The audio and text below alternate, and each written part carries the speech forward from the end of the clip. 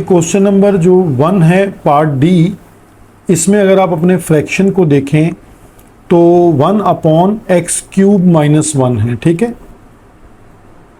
तो x³ - 1 के को देखकर आपको मे बी ये फार्मूला रिकॉल हो, a³ - b³, a - b a² plus ab plus b²। ठीक है,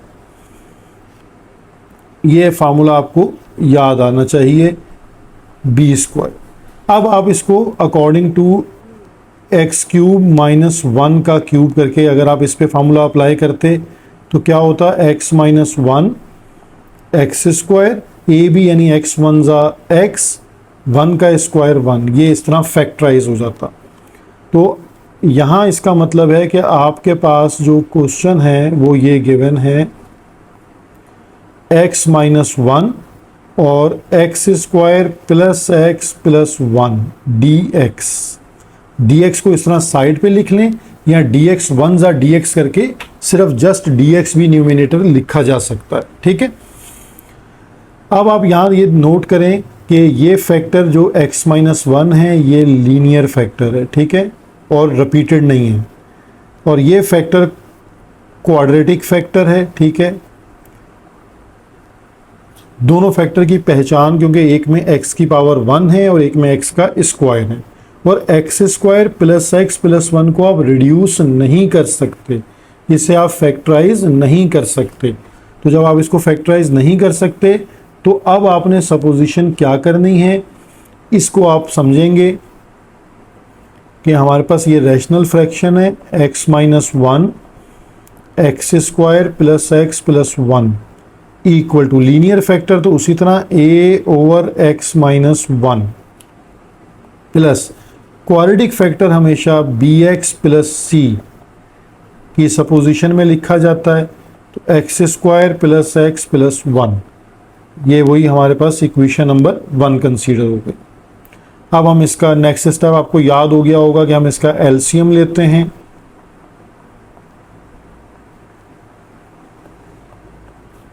तो एलसीएम में हमारे पास दोनों फैक्टर आ जाएंगे, x - 1 into x² plus x plus 1। तो अब हमारे पास a से मल्टीप्लाई हो जाएगा x² प्लस x प्लस 1, और यहाँ पर देखें bx प्लस c पर ब्रैकेट लगाइएगा।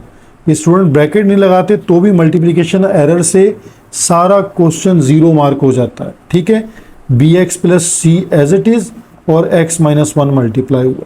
ठीक है, क्योंकि अगर आप ब्रैकेट को नहीं ब्रैकेट में नहीं लिखेंगे तो जस्ट लगेगा कि c से ब्रैकेट मल्टीप्लाई हो रही है x - 1 की। ये हमारे पास डिनोमिनेटर कैंसिल होने के बाद इक्वेशन नंबर 2 आ जाती है। ये शुरू के 3 स्टेप बहुत सेंसिटिव हैं, बहुत इंपॉर्टेंट हैं, इनको बहुत केयर के साथ आपने लिखना है, क्योंकि होल क्वेश्चन डिपेंड करता है इसी सपोजिशन पर। तो यहाँ आपने मेमोराइज क्या करना है कि क्वाड्रेटिक फैक्टर भी वो जो रिड्यूस नहीं हो सकता, मे भी ऐसा फैक्टर हो लाइक x² - 1 होता, तो आप अगर x² - 1 आपके पास एक फैक्टर आता तो आप उसको क्वाड्रेटिक तो कह रहे हैं, लेकिन ये रिड्यूस हो सकता है x - 1 और x प्लस 1 में, तो फिर वहाँ पर हम इसको पहले रिड्यूस करते और उसके बाद लीनियर फैक्टर की सपोजिशन अप्लाई कर देते। तो ये की पॉइंट है यहाँ पर, जिसको मैं बार बार इन्हेंस कर रहा हूँ कि आपको याद हो जाए। ठीक है, अब आपने इस क्वेश्चन को नेक्स्ट जो प्रोसीड करना है वो क्या है, एक फैक्टर क्योंकि लीनियर है, यानी यहाँ पर जो लीनियर फैक्टर है वो कौन सा है, उस लीनियर फैक्टर की वजह से हम कौन सा मेथड यूज़ करेंगे, ज़ीरो मेथड। तो लीनियर फैक्टर है x - 1 equal to 0 then x equal to 1। ये वैल्यू आपने पुट करनी है इक्वेशन नंबर 2 में। मेथड कौन सा यूज़ कर रहे हैं, ज़ीरो मेथड, बार बार इसको जहन में रखें। ठीक है, और अब वैल्यू पुट करते हैं, लेफ्ट हैंड साइड पे तो 1 ही है, a एज इट इज़। ठीक है, यहाँ पर 1² plus 1 plus 1 plus b as it is, x की जगह पे 1 प्लस c। +1 -1। अब आप ये देखेंगे कि +1 -1 0, तो फिर होल ब्रैकेट ये जो लिखी हुई है ये रिजल्ट क्या देगी, 0, क्योंकि जब आप 0 से मल्टीप्लाई करेंगे तो रिजल्ट आ जाएगा 0। तो यहाँ पे आपके पास 1 + 1 + 1 3a, तो इट मीन्स के a की वैल्यू क्या बन गई आपके पास, 1/3। अब इसके बाद हमारे पास कोई लीनियर फैक्टर नहीं है, तो वो क्योंकि क्वाड्रेटिक फैक्टर है, अब हमें इक्वेशन नंबर 2 को bye coefficient comparing method solve करना है। यानी अब हम नेक्स्ट मेथड पे जा रहे हैं, बाय कोफिशिएंट कंपेयरिंग मेथड। इस मेथड में हम अपनी इक्वेशन नंबर 2 को कंप्लीट सिंप्लीफाई करते हैं, यानी 1 एज इट इज। अब मल्टीप्लाई कर दें ax², a multiply by x, ax, a1 ज़ा a। अब आप bx², bx into -1 -bx, c into x cx and c into -1 -c। Coefficients को अरेंज करके लिखें, ax² प्लस bx² प्लस, अब x की टर्म्स आ जाएंगी ax minus bx plus cx, फिर कांस्टेंट आ जाएंगे हमारे पास a और -c। अब इनमें से आप x² को, यानी जो पहली दो टर्म्स हैं इनमें से x² को कॉमन ले लें। वेरिएबल हमेशा जो है ना टर्म के, यानी कोफिशिएंट पहले लिखा जाता है और जो वेरिएबल कॉमन लिए जाते हैं वो उसके बाद लिखे जाते हैं, ठीक है, ये एक तरतीब है लिखने की। इसी तरह a minus b plus c, coefficient पहले और जो x कॉमन ले रहे हैं वो बाद में लिखें, और ये कांस्टेंट टर्म है a माइनस सी। अब आप देखें कोफिशिएंट को कंपेयर करवाते हैं, लाइक हम पहले कोफिशिएंट लेते हैं x² का, कोफिशिएंट ऑफ x²। अब अगर आप राइट साइड पे देखें तो राइट साइड पर x² की टर्म, मतलब लेफ्ट साइड पे देखें तो वहाँ तो x² की टर्म ही नहीं है, यानी वहाँ x² का कोफिशिएंट क्या है, 0। यानी अगर आप उसको ऐसे लिख लें कि यहाँ तो 0x², टर्म ही नहीं है कोई ना, वहाँ पर x की टर्म है 0x और +1, ठीक है। तो x² का जब कोफिशिएंट वहाँ 0 है और राइट साइड पर है a प्लस b, यानी यहाँ पर आपके पास a प्लस b है और लेफ्ट साइड पर वहाँ टर्म मौजूद नहीं थी, तो हमने 0x² सिर्फ उसको लिख लिया सिंबल के तौर पर कि आपको समझ आ जाए। तो a प्लस b किसके इक्वल हो जाएगा, 0 के। अब a plus b equal to 0। अब a की वैल्यू हमें पता है 1/3 प्लस b, तो यहाँ से आपके पास देखें b का आंसर आ गया b इक्वल टू -1/3। अब नेक्स्ट हमें, क्योंकि a की वैल्यू मिल गई है, b मिल चुका है, अब c चाहिए, तो अब आपके पास दो ऑप्शन है, आप या तो x का कोफिशिएंट कंपेयर करा लें या कांस्टेंट टर्म करा लें। तो मैं कांस्टेंट टर्म के थ्रू वैल्यू फाइंड आउट कर लेता हूं कि जो कांस्टेंट थे हमारे पास राइट साइड पे थे a माइनस सी और लेफ्ट साइड पे कांस्टेंट है 1, और a की वैल्यू है 1/3 माइनस सी इक्वल टू 1। तो माइनस सी को उधर शिफ्ट कर देते हैं, 1 को यहाँ शिफ्ट कर देते हैं, तो 1/3 माइनस 1 इक्वल टू सी। तो अब c की वैल्यू हमारे पास थ्रू एलसीएम आ जाएगी 1 - 3, तो ये आंसर आ जाएगा -2/3। तो यानी c की वैल्यू हमारे पास आ गई -2/3। ठीक है, अब हमारे पास तीनों वैल्यूज आ चुकी हैं, ठीक है, a की वैल्यू भी आ गई, b की वैल्यू भी आ गई और c की वैल्यू भी आ गई। अब हमने जस्ट इन वैल्यूज को पुट करना है, ठीक है। अब जब हम इन वैल्यूज को पुट करेंगे तो देखते हैं कि हमारे पास इक्वेशन नंबर 1 में जब हम वैल्यूज पुट करते हैं, put a b and c। अब हमारे पास इक्वेशन नंबर 1 जो है वो क्या थी, ठीक है, वो मैं पहले लिख लेता हूं आपके पास कि आपको याद आ जाए। 1/x minus 1 x² plus x plus 1, ठीक है, equal to a over x minus 1 और b x plus c divided by x square plus x plus one. ठीक है, अब हम वैल्यूज़ को पुट करते हैं। ए की वैल्यू हमारे पास क्या थी, इसको एक दफ़ा नोट कर लीजिए, 1/3, बी -1/3 और सी -2/3। तो ए की वैल्यू है -1/3 डिवाइडेड बाय एक्स -1 और बी की वैल्यू हमारे पास है -1/3 एक्स और प्लस सी है -2/3। ठीक है, माइनस का 2/3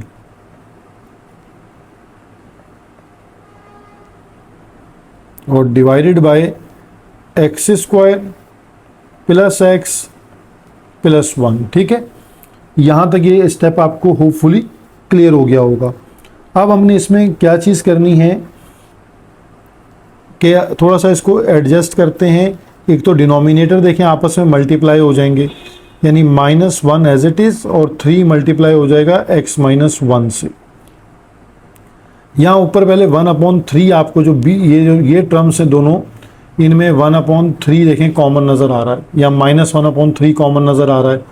तो अगर आप ब्रैकेट एक यूज़ कर लें और उसमें से -1/3 कॉमन लें तो ये x आ जाएगा और फिर क्या हो जाएगा, वो माइनस माइनस क्या हो जाएगा प्लस और 2 रह जाएगा जस्ट। और फिर आप इसमें जो टर्म 3 है यानी जो डिनोमिनेटर 3 है वो आप नीचे वाले डिनोमिनेटर से मल्टीप्लाई करा देंगे और ये माइनस प्लस क्या हो जाएगा माइनस। तो थोड़ा सा टर्म को पहले एडजस्ट करते हैं, उसके बाद इसको इंटीग्रेट करते हैं। माइनस प्लस माइनस हो गया। अब ऊपर हमारे पास है x प्लस 2 और नीचे हमारे पास आ जाएगा 3 into x square plus x plus 1। ठीक है, यहाँ तक आने के बाद अब हम इसकी इंटीग्रेशन अप्लाई करेंगे। तो इंटीग्रेशन कैसे अप्लाई होगी, इसमें बोथ साइड हम लेते हैं इंटीग्रेट, यानी अब हम इसको इंटीग्रेट करते हैं क्वेश्चन को।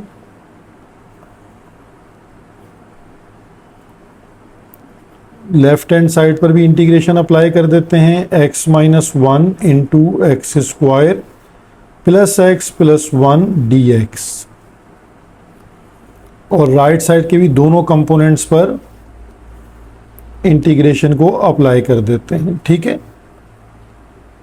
तो ये x plus 2 as it is और 3 into x square plus x plus 1 और dx एज इट इज। अब देखें यहाँ पर जो कोफिशिएंट्स हैं उनको बाहर ले आते हैं इंटीग्रेशन से, यानी -1/3 बाहर आ जाएगा और इंटीग्रेशन अप्लाई होगी x -1 पर, 1/x -1 पर। इसी तरह 1/3 यहाँ भी बाहर आ जाएगा। न्यूमिनेटर है x प्लस 2 और डिनोमिनेटर है x square plus x plus 1 dx।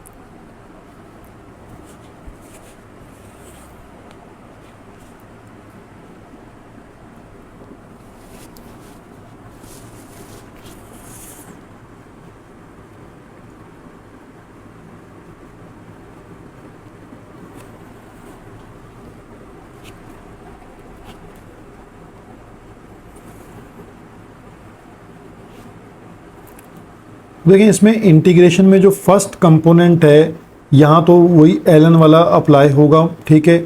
यानी आप इसको -1/3 और ln x - 1, ये इसकी इंटीग्रेशन यहाँ कंप्लीट हो गई। लेकिन प्रॉब्लम ये आएगी कि ये जो सेकंड कंपोनेंट है यहाँ पर आप इसकी इंटीग्रेशन कैसे अप्लाई करेंगे, क्योंकि ये अब एक रैशनल फ्रैक्शन है। तो यहाँ थोड़ी सी कॉम्प्लिकेशन है जिसको आपको अच्छे से अंडरस्टैंड करना है। तो उस अंडरस्टैंडिंग के लिए आप थोड़ा सा फोकस कीजिए। अब मैं आपको स्टेप टू स्टेप इसको एक्सप्लेन करता हूँ। देखिए अगर पहले तो इस डिनोमिनेटर का अगर आप डेरिवेटिव चेक करें, यानी ये जो डिनोमिनेटर आपके पास लिखा हुआ है इसका डेरिवेटिव आप चेक करें, ठीक है। अब आपको थोड़ा सा काम ज़्यादा करना है इस वक्त। डेरिवेटिव देखें क्या होगा, x² का 2x और x का डेरिवेटिव क्या हो जाएगा 1 और कांस्टेंट का होता है 0, यानी 2x + 1। अब मेरे पास न्यूमिनेटर में x + 2 है, यानी 2x नहीं है। तो पहला स्टेप यहाँ से ये समझ आ रहा है कि x को 2 से मल्टीप्लाई करना है। यानी यहाँ पर हम जो सेकंड हमारे पास जो कंपोनेंट है उसको हम 2 से मल्टीप्लाई एंड डिवाइड करेंगे। यानी पहला स्टेप आपको ये समझ आएगा कि मैंने इसको कैसे चेक किया। अब मैं इसको 1/3 एज इट इज़ है, ये आपने 1/2 से डिवाइड किया और ये 2 से आपने मल्टीप्लाई कर दिया x + 2 को। ये आपके पास पहला स्टेप यहाँ पर कंप्लीट होता है, ठीक है। अब इसको 2 से हम ब्रैकेट को मल्टीप्लाई करते हैं, ठीक है। और बाहर हमारे पास अब देखें ये जो फर्स्ट इंटीग्रेशन हमने कर ली है ये तो थ्रू आउट अब एज इट इज़ चलती रहेगी और ये 1/6 है, ठीक है। और यहाँ मल्टीप्लाई कर लेते हैं, ये हो जाएगा 2x और 2 2 ज़ा 4 और यहाँ x² + x + 1। अब हमारे पास 2x + 1 आ रहा था डेरिवेटिव, ठीक है। ये इसको जहन में रखें। और अब हमने ऊपर जो 2x + 4 है उसको ऐसे ब्रेक करना है एक पार्ट में कि वो 2x + 1 हो और यानी 4 को ब्रेक करते हैं 1 + 3 में। यानी दूसरी जो लॉजिक है हम उसको कैसे 1 बाय 1 स्टेप टू स्टेप हम कैसे बढ़ेंगे आगे कि अब हमने 2x + 1 यानी ये जो डेरिवेटिव था ये अलग कर लिया और +3 को अलग कर दिया। अब हम इसका जो एलसीएम है वो भी ब्रेक कर देंगे, ठीक है। यानी इसको हम लिखेंगे -1/3 ln x - 1 as it is. अब ये जब आप इसको ब्रेक करेंगे 1/6 अभी बाहर है तो इसलिए बड़ी ब्रैकेट लगा दें। इंटीग्रेशन एक दफ़ा ब्रेक हो जाएगी 2x + 1 डिवाइडेड बाय डिनोमिनेटर आ गया x² + x + 1 dx।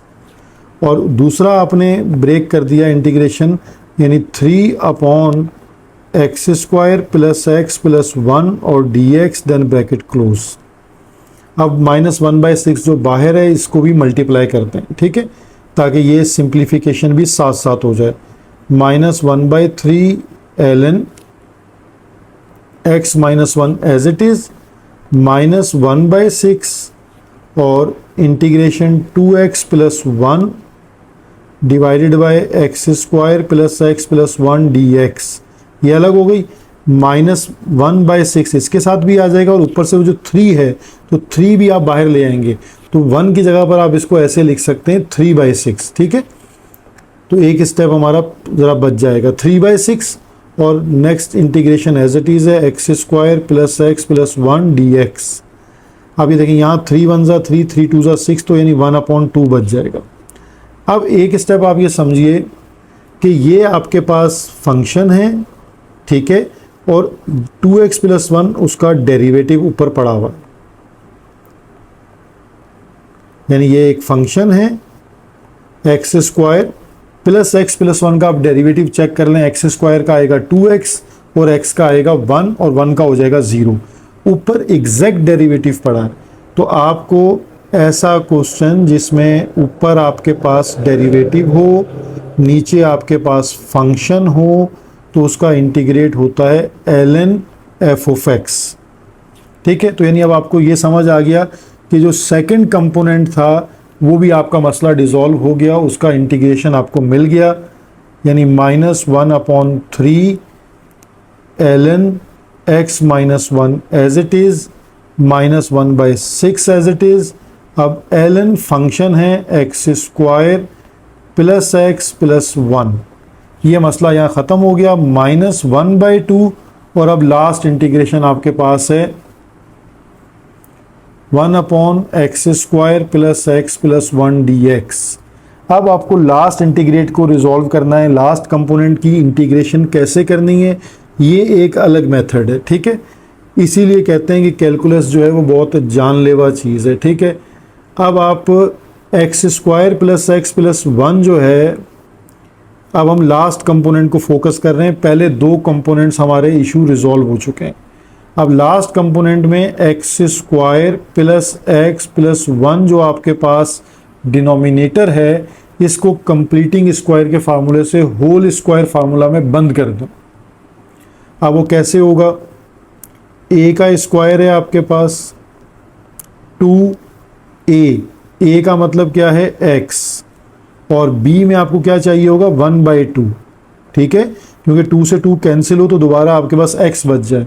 अब ये 1/2 को आपने खुद से ऐड किया, यानी 1/2 का स्क्वायर भी होगा और फिर -1/2 का स्क्वायर भी होगा, देन +1 आपके पास मौजूद था, ठीक है।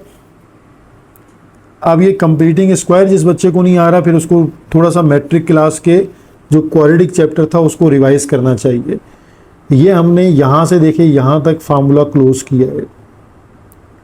क्या फार्मूला क्लोज हो गया, a² + 2ab + b² = a + b का होल स्क्वायर। तो अब आप इसको फार्मूला के क्लोजिंग के अकॉर्डिंग लिखें तो ये आ जाएगा x + ½ का स्क्वायर, और ये माइनस का 1/4 और +1, यानी -1/4 + 1 को आप सॉल्व कर लें तो ये बन जाएगा आपके पास 3/4, यानी यहाँ पर आप x + ½ का स्क्वायर, और ये हो जाएगा माइनस का, यानी -1/4 + 1 को आप सॉल्व कर लें तो आ जाएगा -3/4। अच्छा, अब आप इसको कैसे लिख सकते हैं, अगर मैं इसको थोड़ा सा और एक्सप्लेन कर देता हूँ, 2 एलसीएम ले लेते हैं तो ये हो जाएगा 2x + 1 का स्क्वायर, और इसको भी अगर स्क्वायर में बंद करना हो, होल स्क्वायर में लिखना हो, तो ये 4 तो 2 हो जाएगा, 3 पर आपको रूट लगाना पड़ेगा ऐसे, ताकि होल स्क्वायर में लिखा जाए। अब ये चीज़ हमने सब्सिट्यूट करनी है उस क्वेश्चन में, ठीक है। अच्छा, ये माइनस ये हो जाएगा, प्लस का 3/4 बचेगा आपके पास, ठीक है, ये भी एक करेक्शन करना।